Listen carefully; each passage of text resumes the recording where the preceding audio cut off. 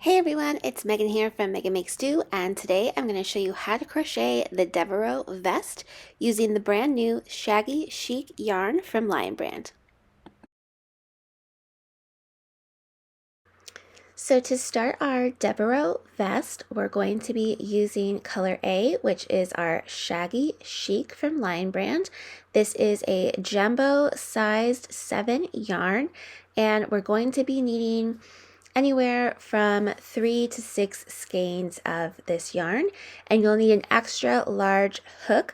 I'm using the one that the label calls for, which is a 25mm hook.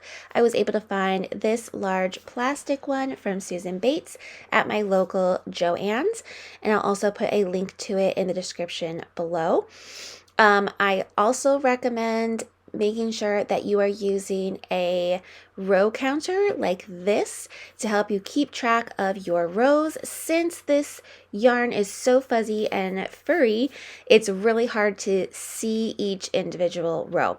We'll also be using some stitch markers. These come in handy for marking the beginning stitches of each row so you know exactly where to start and stop each row, since we're going to be feeling for our stitches along the way. So let's go ahead and get started. Okay, so to start, we're going to be making our back panel, and we want to put a slip knot on our hook. So here you'll be able to see just kind of how this yarn works up. So once you have your slip knot on your hook, we're going to be chaining the number of stitches indicated for your size, which I will put right here. Again, you can always follow along with the written pattern, which is available on my blog for free or as a PDF in my shop. Now here I'm going to put a stitch marker in that very first chain, so when I'm working row 1, I know exactly where I'm stopping, because it is going to be hard to see your stitches. You're really going to have to use your fingers to feel for that inner strand that is what makes up this yarn. So go ahead and continue chaining until you have the number of chains indicated for the size that you are making.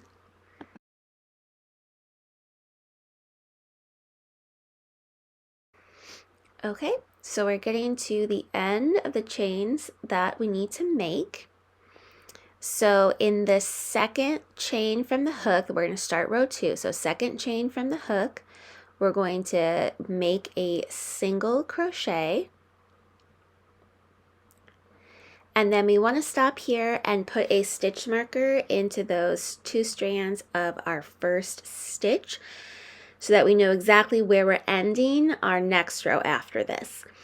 So then I can feel along with my fingers for the next chain, and we're going to single crochet again, and we're going to single crochet into each chain all the way across. So you are going to have to feel with your fingers for those chain stitches, because it's going to be very hard to see. This first row is probably the most tricky. I do recommend counting as you go so that you know how many stitches you've made and where you'll need to stop. So take your time, try to be patient with yourself as you're making this vest, just because due to the nature of this yarn, it can be a little bit tricky. But after this initial first row, I promise it does get easier to feel for those stitches and kind of know where you need to place your hook.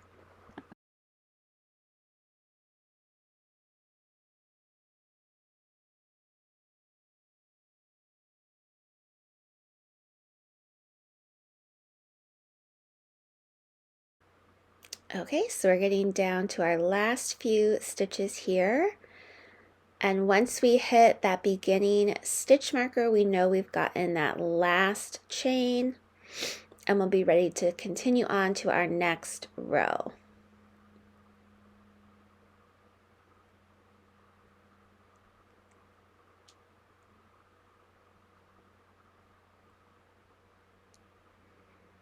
Okay, so here is our stitch with our stitch marker. We know we've hit the last chain. This is what your row 1 is going to look like. Again, it just kind of looks like a fuzzy mess. And so that's why we're going to be using our row counter to mark off our first row done. So now we can remove this stitch marker here, and then we'll chain 1, and turn. And then for row 2, we're going to be single crocheting into each stitch all the way across. And what you want to do is make sure that you're feeling and finding both those two top of the stitch strands as you go. Don't forget to put a stitch marker in that first stitch so you know where to stop the next row. And then we've done one, and we're just going to feel along the top of our work, making sure we have 2 strands, and work our next single crochet. So again, like I said, you're going to have to feel for your stitches here since this yarn is so fuzzy. But we're just going to single crochet in each stitch all the way across.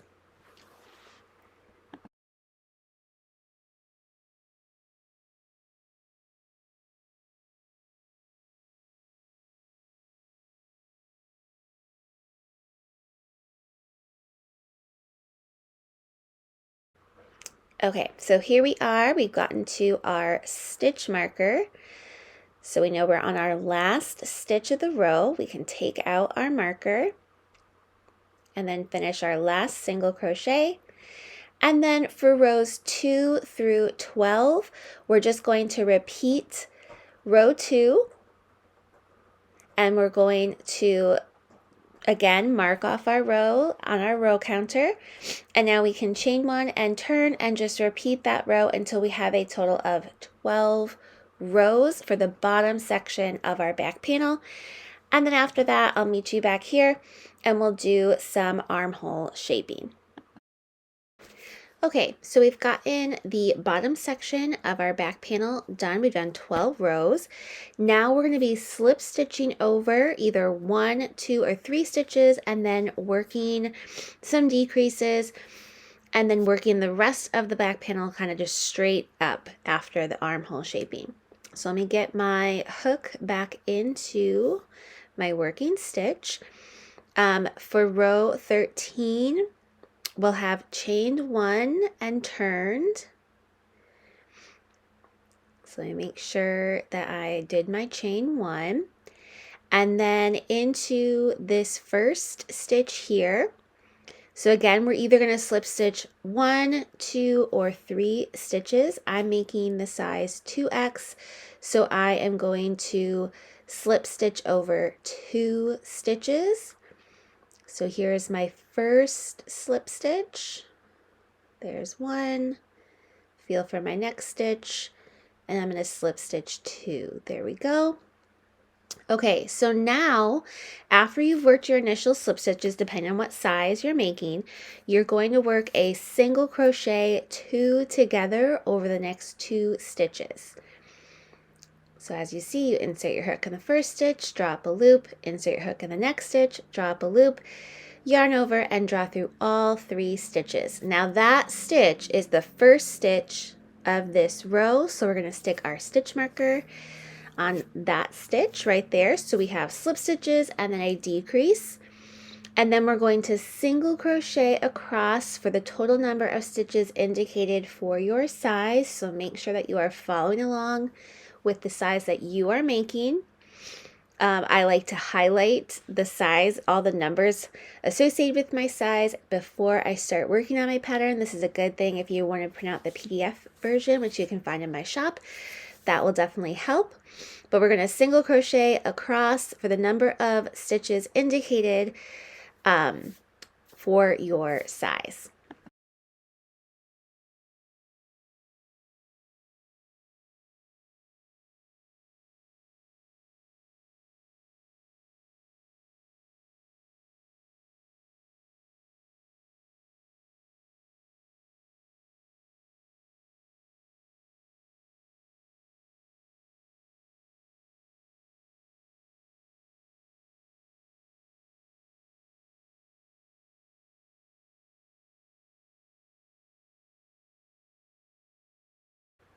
Okay, so I think I'm getting close to where I need to stop. I'm going to count over my 2 slip stitches and then my 2 stitches for my decrease. So I think I have 1 single crochet left for my size.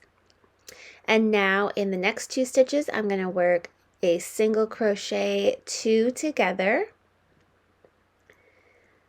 So again, insert your hook, yarn over, draw up a loop, insert your hook in the next stitch, yarn over, draw up a loop, and then yarn over and draw through all 3.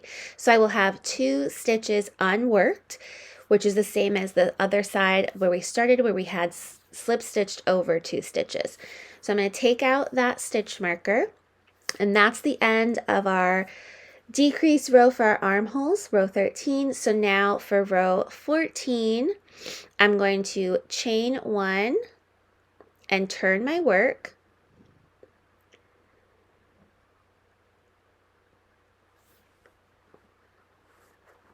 And now we can start our next row with a single crochet in that first stitch.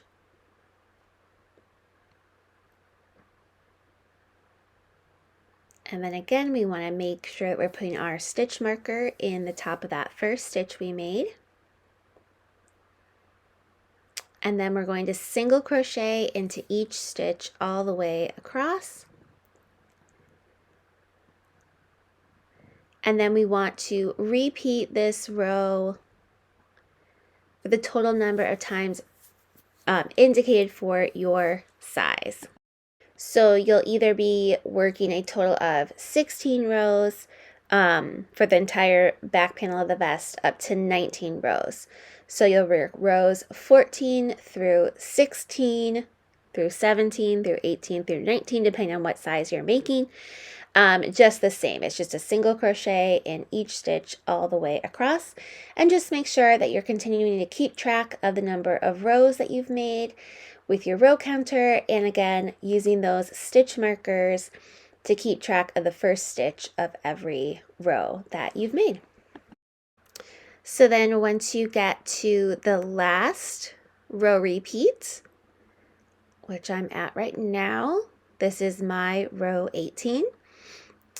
You'll finish off that last single crochet and then leave a long tail for sewing, and you can fasten off.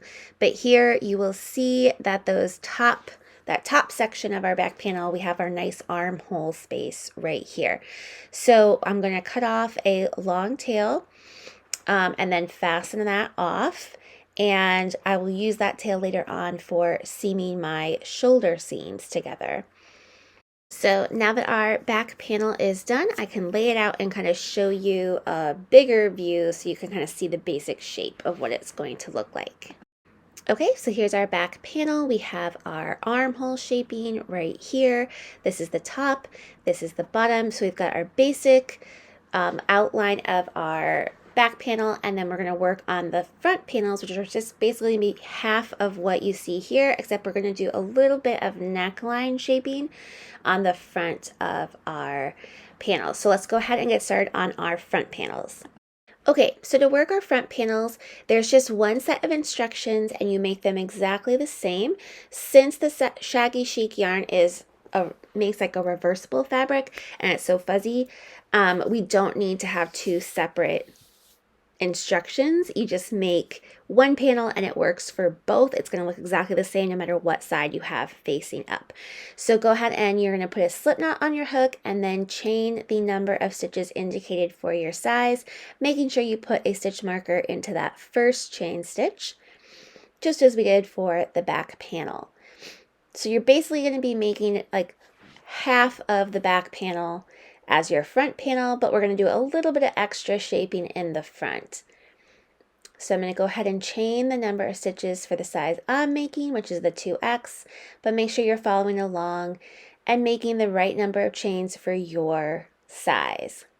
And once you've gotten all your chains on there, we're going to make row 1, just as we did for the back panel. So we will single crochet into the second chain from the hook, and then of course put a stitch marker into that first stitch we made. And then using our fingers to help us find those chain stitches, we're going to single crochet into each chain stitch all the way across.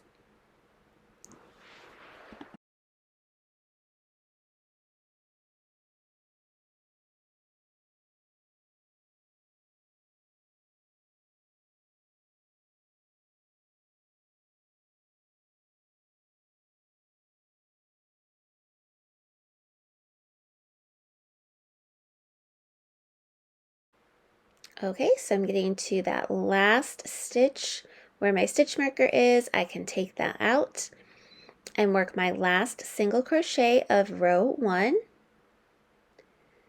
Okay, and then for row 2, just as we did for the back panel, we're going to chain 1 and turn. And then again, rows 2 through 12 will work the same.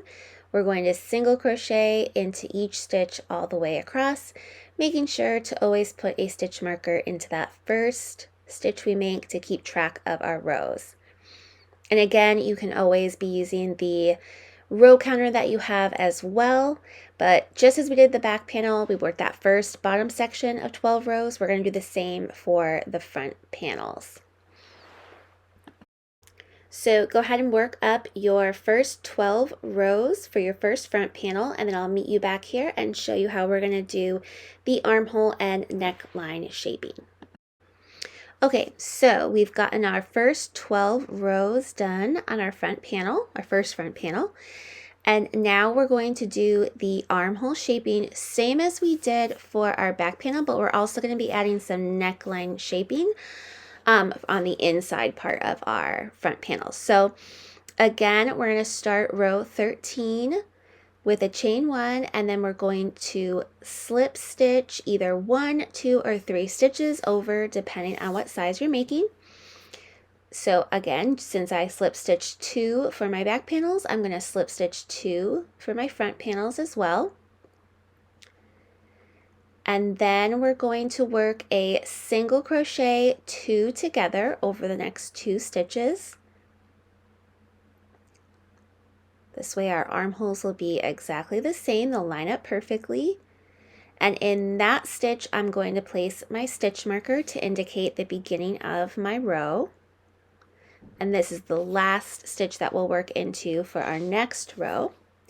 And then I'm just going to single crochet in each stitch all the way across to the end of the row.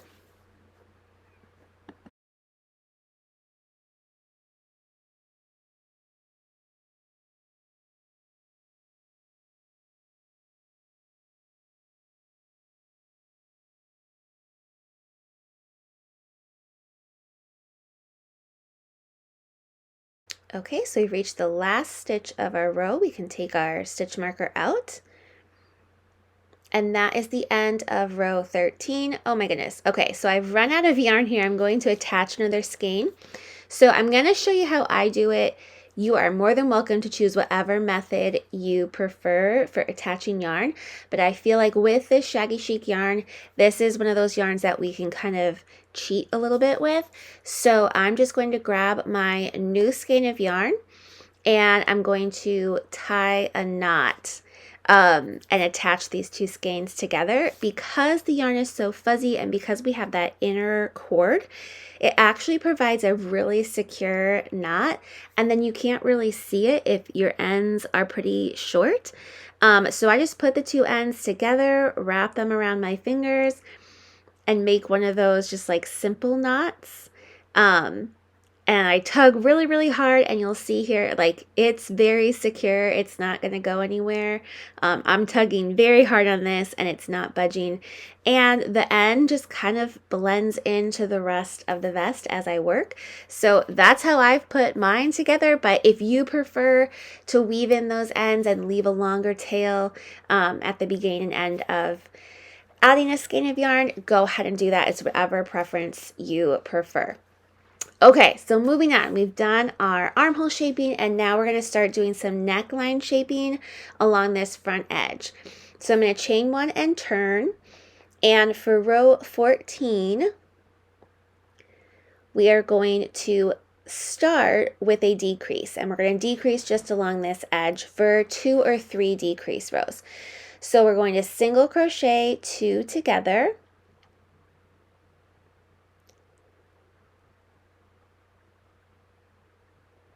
and then make sure that you're putting your stitch marker in to indicate that first stitch of the row, and then single crochet into each stitch all the way across until you hit your next stitch marker.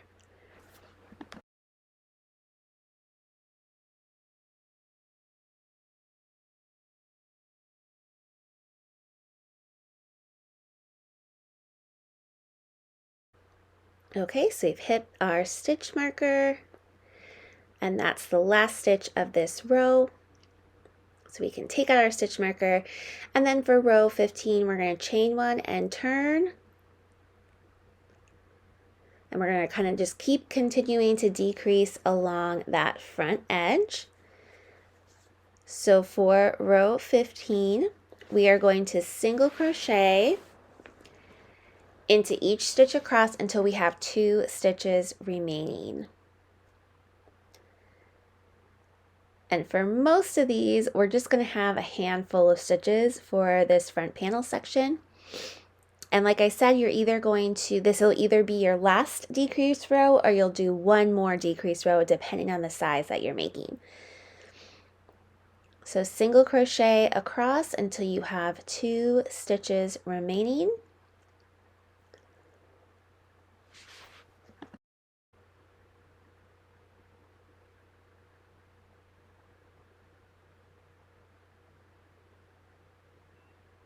Okay, so we've gotten to our last 2 stitches, and we're going to single crochet those 2 stitches together.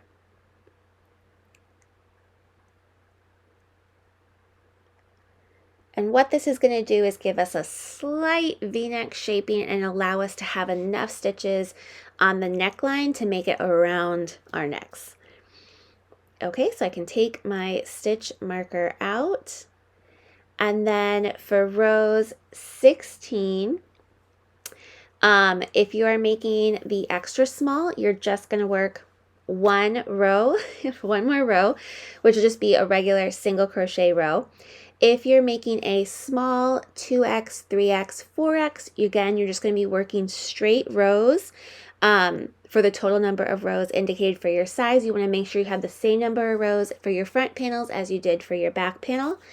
But if you are making a medium, large, extra large, or 5x, you're going to work one more row of decrease. So you're going to decrease at the beginning of the next row and then work single crochet all the way across. But you just want to make sure that you are following along for your instructions and for your size, and want to make sure that you have the same number of rows for your front panel as you do your back panel. So go ahead and follow along with the written instructions for your size for the front panel, and don't forget to make 2. Okay, so here you can see I have one of our front panels done. You can see the armhole shaping, the slight V-neck shaping that we've done, and how it lines up perfectly with our back panel. And again, when we make our second one, which you'll need to do, you can work the same instructions and they look exactly the same, no matter what size or what side is facing up. So just make sure that you're making 2 front panels exactly the same, making sure that you have the same number of rows. And then I'll meet you back here to do our shoulder seaming and our side seaming and pockets. Okay, so I've got both my front panels done, and now what I want to do is use my long tails that I left to seam those shoulders together. And then once we have that done, I'm going to show you how to seam the sides while also leaving a little bit of a gap here for your pockets. Okay, so I have my front panel and then my back panel laying together so that the shoulders are together. And then using the long tail that I left behind on one of the panels, I'm going to use a blunt tapestry needle and just kind of pull that yarn through. It can be a little tricky to get all those strands through the hole. And then I like to use a mattress stitch for seaming, but you could use whatever method you prefer. But just make sure that you're feeling for your stitches on both the front and back panels as you're going, trying to line up those stitches together. So if you have, 6 stitches left for the top part of your front panel, make sure that you are also just seaming across those first 6 stitches on your back panel as well. So it is a little tricky. You got to kind of feel for your stitches, same as when we were actually working up the panels. But the nice thing about this is that because the yarn is so fuzzy, it's very forgiving. You're not going to see any kind of mistakes that you might make along the way, which is really nice. So we're just going to go ahead and seam across until that front shoulder is seamed to the back panel.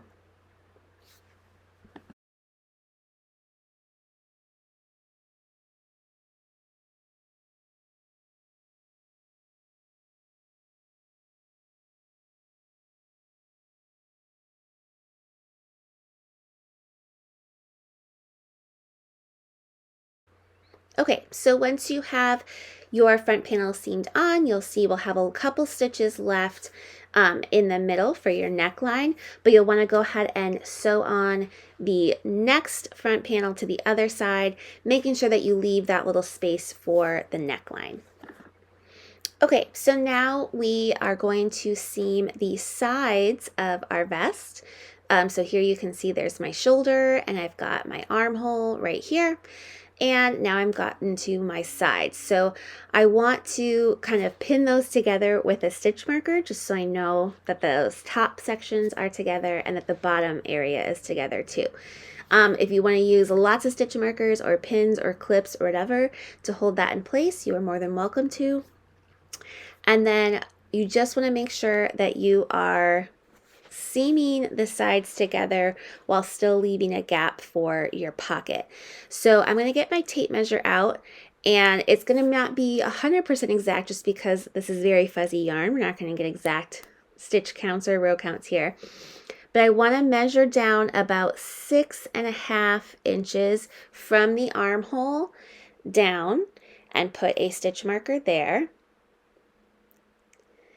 And that's where I want to seam, from the armhole down to that stitch marker. We're going to seam that. And then from the bottom up, we want to use our tape measure again, and we're going to measure about 4.5 inches from that bottom stitch marker up, and put another stitch marker there so we know where to stop seaming. And then using whichever method you prefer to seam, I did whip stitching for my sides. You're just going to seam using the Shaggy Chic yarn. You want to seam from the armhole down to that stitch marker, and then from the bottom up to the next stitch marker, leaving that gap in the side for your pockets. Okay, so for our pockets, we are moving on to color B, which we're using Color Theory in the color Moonbeam, which is a weight for yarn. If you have chosen a different color of Shaggy Chic, you'll just need to make sure that you have a coordinating color for whatever color you chose in the Color Theory yarn so that it kind of blends in. We'll also be using a 5.5mm crochet hook, and you're going to want to leave a long tail when you make your first slip knot. And that's good. Long tail is going to be used to seam up the bottom of our pocket. And then we want to chain a total of 42, and we're going to be working in continuous rounds for our pocket, and we're going to be making 2. Okay, so now that I have 42 chains, we want to make sure that we're not twisting, and we're going to bring the beginning chain to our working chain. And then we want to single crochet into that first chain that we made, making sure our long tail's out of the way. So we're just going to single crochet into that first chain and into each chain all the way around. And we're going to be making continuous rounds, so we're not going to be chaining one at the beginning or anything. We're not going to be turning. We want these pockets to be as easy as possible. So go ahead and just continue single crocheting all the way around.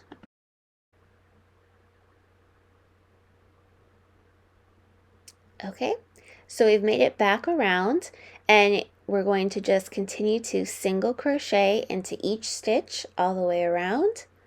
So row 2 is just single crochet, and we're just going to keep repeating row 2 until our pocket measures the size indicated for the size that you're making.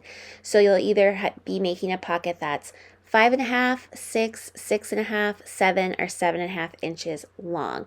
And what we're going to do is, you'll see we're going to fold that pocket in half eventually and sew the bottom closed, but we're just going to continue to work single crochets in a continuous round all the way up until our pocket measures the size indicated.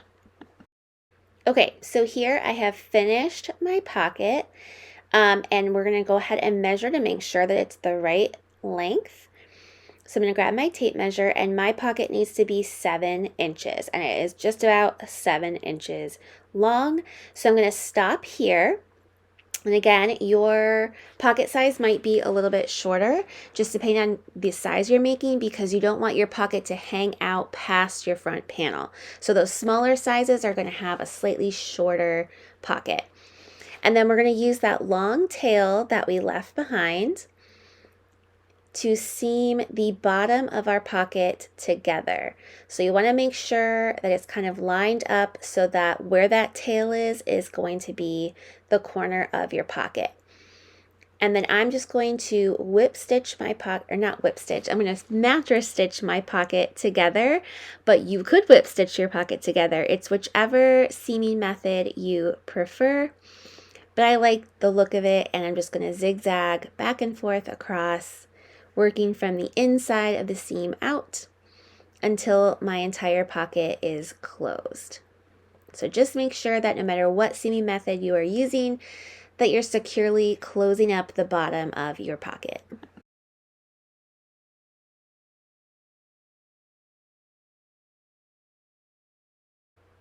Okay, so now the bottom of my pocket is all sewn up. You can see here it's nice and secure, and I'm not going to fasten off and cut off this long tail. I'm going to leave it because eventually at the end we want to tack it in place against our front panel. So now we're going to be slipping our pocket into that gap we left, and we'll be sewing it in place into the sides of our vest. Okay, so here we have our vest. Here's our little gap that we left when we were seaming.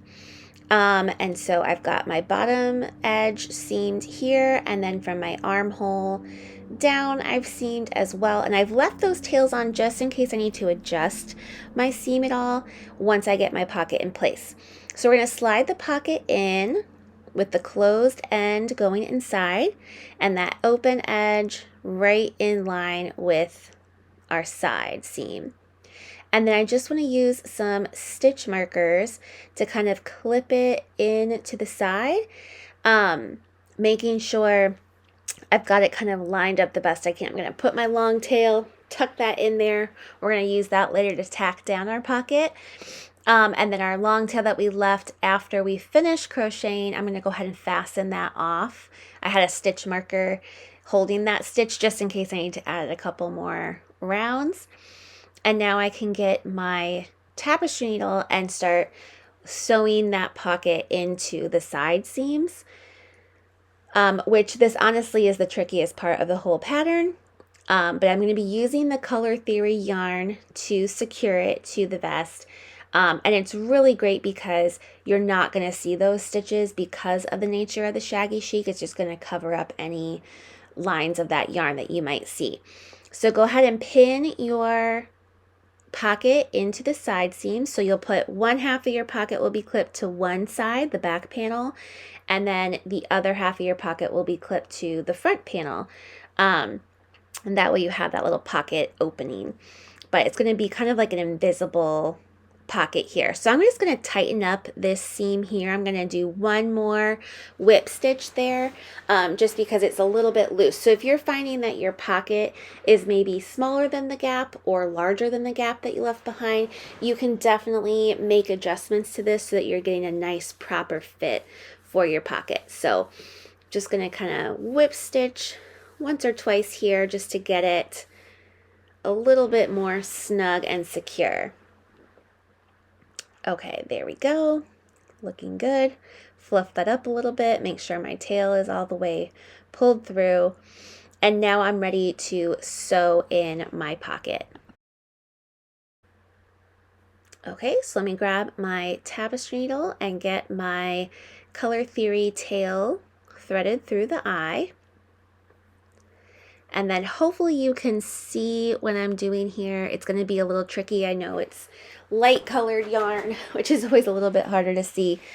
But you really want to look for the strand, that thread that's kind of running through the yarn.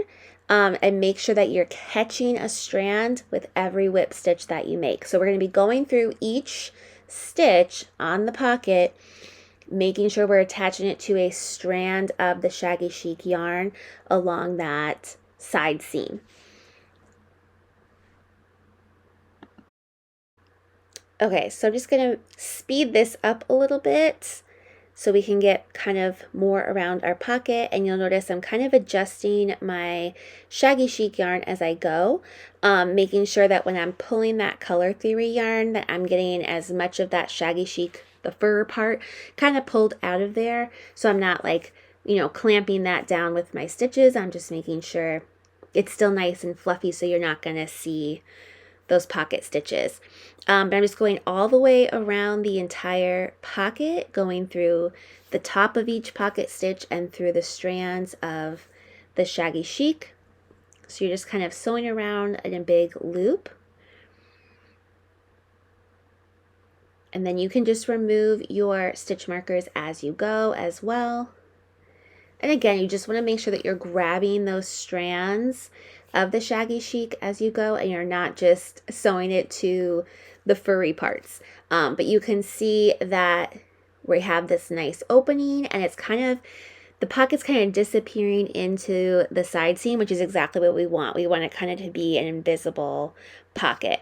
So just go ahead and continue to sew your pocket all the way around, making sure you're going through those strands until it's nice and secure and it's not going to be falling off. Okay, so I've gotten all the way around. My pocket feels nice and secure in my side seam. So now I want to take this strand of yarn and kind of bring it to the inside so that I can weave my end into the wrong side of the pocket.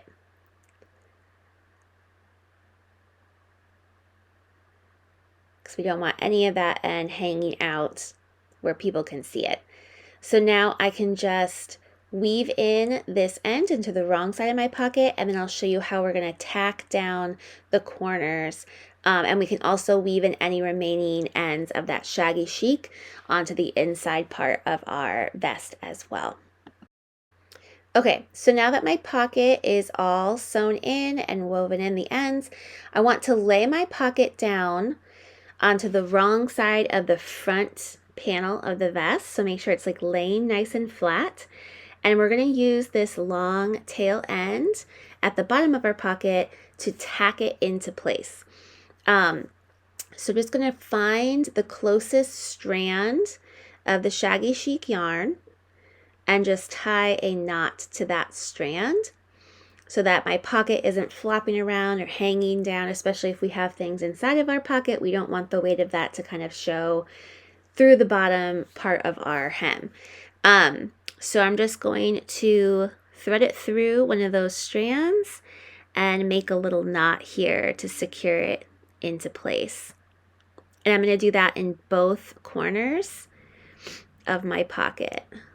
So here we'll just make a little knot, and then we can sew and weave the ends into that wrong side of our pocket as well, just like this. So weave in the end. And I always like to do 2 or 3 passes when I'm weaving my ends in, just to make sure they're nice and secure. And then we can use that same tail of yarn to secure the other corner also to one of the strands of that front panel, making sure that it's laying nice and flat where we want it to be. This just ensures that your pocket's not going to hang down outside of your vest. So go ahead and use that rest of that tail of yarn and just sew that corner to the nearest strand of Shaggy Chic. So there's one of the strands. We'll just thread it through and secure it with a knot.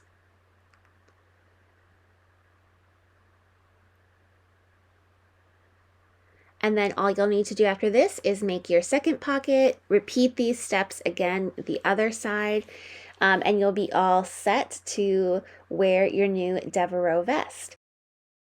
Thanks so much for watching. I hope you enjoyed this video. Don't forget to hit that like button and subscribe so that you don't miss anything new from Meghan Makes Do.